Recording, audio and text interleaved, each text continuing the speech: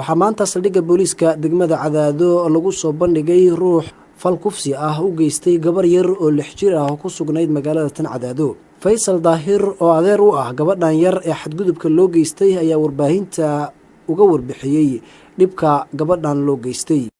29 bishii koobaad 2017 ay dhacday washaqna ka dhacday degmada Cadaado. sidaad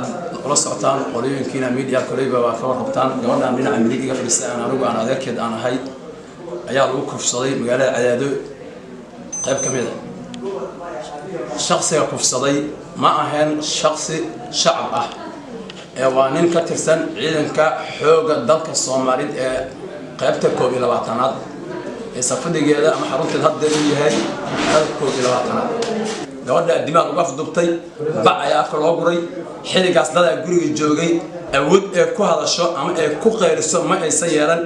waana nin shakhsi tababaran oo dawladda kamid ah weeyaan koleyba qaab loo tababaray xiliyada qaarkood ay ku qaban karaan ayuu sitay gabadha dhaqaaqeeda iyo codkeeda iyo waxaan maanta dareemin nin askari ayuu ahaa waa qabtay banaanka la tagay koleyba falkaas argagixisada foosho xun oo dalka iyo ciidanka waa aad uga argagaxan uga xumaaday shacabka ayaa gabadha yarta qabsaday. ninkii markaa dalku ku sugan yahay ninkii wuxuu ku sugan yahay saldhigga Cadaado ee booliska degmada Cadaado ciidanka amniga booliska ayaa hadda gacanta ku haya waxaana ku soo wareejiyay oo soo qabtay oo gacan midig ku soo qabtay 22aad horinta 22aad ee ka tirsan maamulka Galmudug isla markaasna unugtii habeenkaas waadi koobada haystay iyaga ayaa ka dhidi kan xumaaday kan gudubay gacanta midig ku soo qabteen waxayna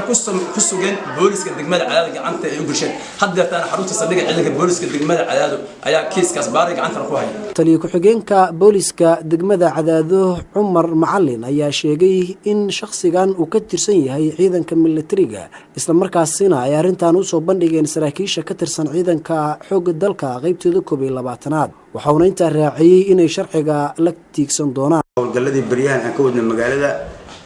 waxaan u soo qabanay oo hadda xiran nin habeen hore rasaas la dhacay ciidanka booliiska uu xiran yahay gacantaana ku soo dhignay waxaa kaloo jira dad falal amni darro magaalada ku waday waa soo qabanay waxaa hadda taagan oo aan gacanta ku haynaa nin ciidanka militariga xoogga dalka qaybta 22aad sidoo noo sheegay ka tirsan ama saraakiishii noo soo dhiibtay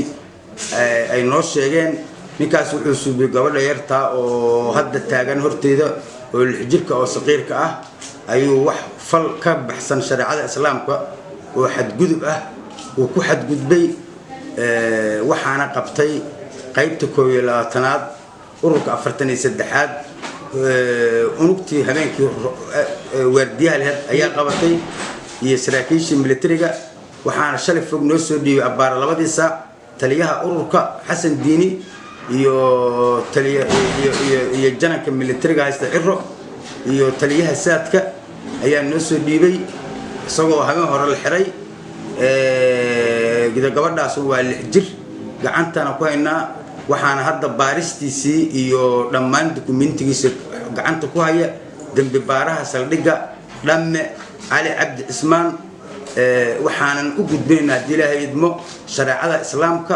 wabillahi tawfiiq. ciidamada booliiska degmada Cadaado waxa ay magaalada ka wadeen howlgallo kala duwan oo amniga degmada lagu sugayo. Xasan Maxamed Ismaan, Somali News TV, magaalada Cadaado.